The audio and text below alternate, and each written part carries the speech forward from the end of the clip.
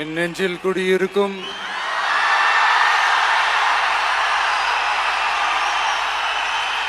உங்கள் அனைவருக்கும் என்னுடைய வணக்கம். என்ன சொல்றது, எப்படி ஆரம்பிக்கிறதுன்னு தெரியல.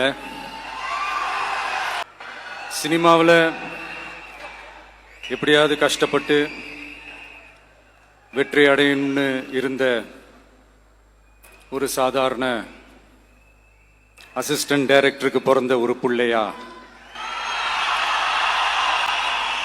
எனக்கும் வாழ்க்கையில் வறுமைனா என்னன்னு எனக்கு நல்லாவே தெரியும்,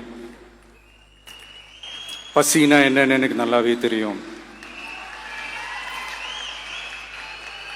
நான் ஒன்றும் பெரிய மன்னர் பரம்பரையிலிருந்துலாம் வந்துடல.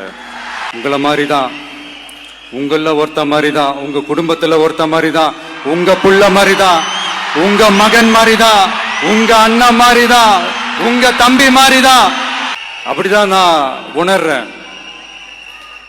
நீங்களும் என்ன அப்படி நினைச்சதுனால தான் சினிமாவில் எனக்கு ஒரு மிகப்பெரிய ஒரு இடத்த ஒன்று கொடுத்தீங்க. அதையெல்லாம் விட்டுட்டு உங்களுக்காக நன்றி கடன் செலுத்துறதுக்காக அரசியலுக்கு வந்த உங்க விஜய, இந்த விஜய, நீ வா விஜய், நாங்களா இருக்கோம், பாத்துக்கிறோம். விஜய் தம்பி நீ வா, நாங்க இருக்கோம். விஜய் தம்பி நீ வா, நாங்க இருக்கோம்.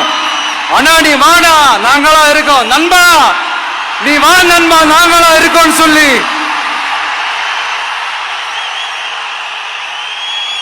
அவ்வளவு அன்பா, அவ்வளவு உறவா என்ன ஏத்துக்கிட்டீங்க.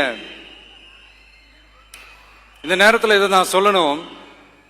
இந்த டிராவல்ல, இந்த ப்ராசஸ்ல எனக்கு எவ்வளவோ கஷ்டங்கள், எனக்கு எவ்வளவோ இந்த அவமானப்படுத்தினதெல்லாம் ஒரு பக்கம் இருந்தாலும், எனக்காக கூட நின்ன உங்களுக்கும் அதே மாதிரி கஷ்டங்கள், அதே மாதிரி அவமானங்கள், அதையெல்லாம் நீங்க பெருசா எடுத்துக்காம, அதையெல்லாம் நீங்க பொருட்டாவே எடுத்துக்காம, என்னோட வலிகளை, என்னோட வேதனைகளை உங்களோட தான் நினைச்சு என் கூடவே நின்னு இன்னைக்கு சி ஜோசப் விஜய் எனும் நான்